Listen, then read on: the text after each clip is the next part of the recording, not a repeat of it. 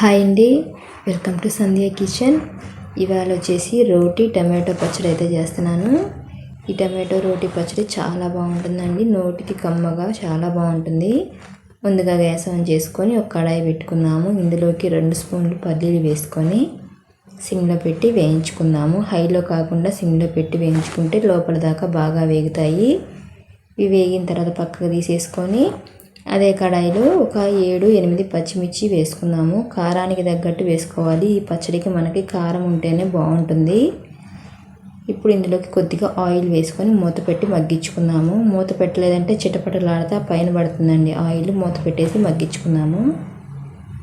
ఒకసారి కలిపేసుకుందాము. ఇలా మగ్గింది కదా, ఇప్పుడు ఇవి ఒక ప్లేట్లోకి తీసుకొని పెట్టుకుందాము. ఇప్పుడు ఇదే కడాయిలో ఒక 3 టమాటాలు, పండిన టమాటాలు వేసుకుందామండి. ఇవి వేసుకొని మూత పెట్టేసుకుందాము. ఇప్పుడు ఇందులోకి కొద్దిగా ఆయిల్ వేసుకుందాము. ఆయిల్ వేసుకొని ఒకసారి కలిపేసుకుందాము. ఇందులోకి ఒక 1/2 స్పూను జీలకర్ర, కొద్దిగా చింతపండు, 2 రెమ్మల కరివేపాకు వేసుకొని ఇదంతా ఒకసారి కలిపేసుకొని మూత పెట్టి మగ్గించుకోవాలి. అయితే ఫ్రెండ్స్, నేను చేసే వీడియోస్ కనుక మీకు నచ్చినట్టయితే లైక్ చేయండి, సబ్స్క్రైబ్ చేయండి ఫ్రెండ్స్.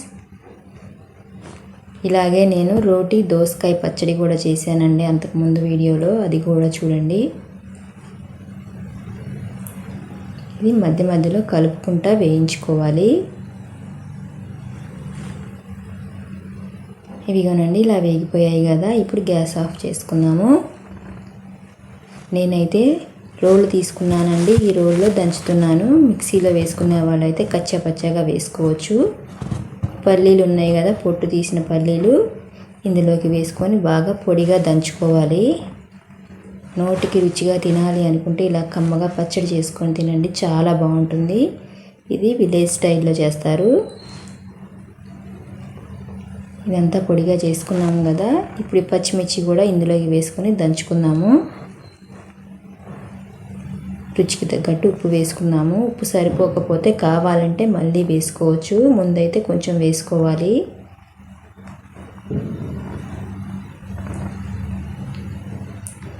ఇదిగోనండి, ఇలా దంచుకున్నాము కదా. ఇప్పుడు ఇందులోకి వేయించిన టమాటాలు వేసుకున్నాము.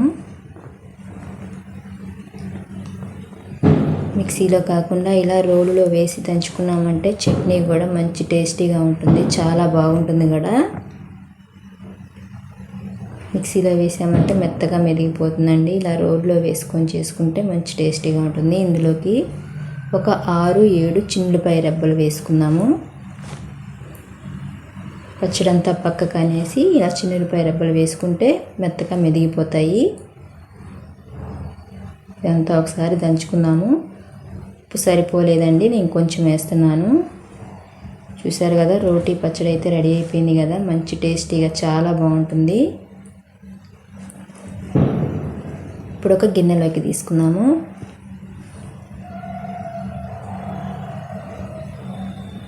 అంతేనండి, రోటీ పచ్చడి అయితే రెడీ అయిపోయింది కదా. మంచి టేస్టీగా చాలా బాగుంటుంది. వేడి వేడి అన్నంలోకి తింటుంటే మంచి టేస్టీగా ఉంటుందండి. అంతేనండి, ఈ వీడియో కనుక మీకు నచ్చినట్టయితే లైక్ చేయండి, షేర్ చేయండి, కామెంట్ చేయండి, సబ్స్క్రైబ్ చేయటం మాత్రం మర్చిపోకండి.